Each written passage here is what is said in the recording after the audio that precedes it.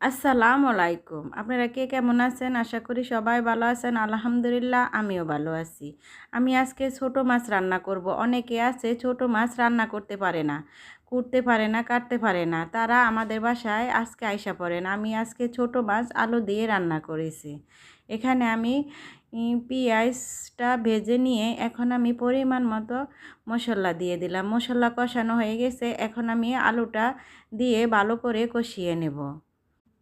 আপনাদের কাছে আমার একটাই অনুরোধ, আপনারা আমার ভিডিওটা দেখে বিন্দুমাত্র ভালো লাগলে আমার ভিডিওটা লাইক করবেন। আপুরা বোনেরা আমার ভিডিওটা একটু লাইক করবেন। আপনাদের একটা লাইকেই আমার অনেক দূর পৌঁছানো সম্ভব হবে, সবার কাছে পৌঁছে যাবে। আপনাদের সাথে কথা বলতে বলতে আমার ছোট মাছটা রান্না হয়ে গেছে। এখন আমি কাঁচামরিচ ধনিয়া পাতা দিয়ে এই রান্নাটা শেষ করব। সবাই ভালো থাকেন। আল্লাহ হাফেজ।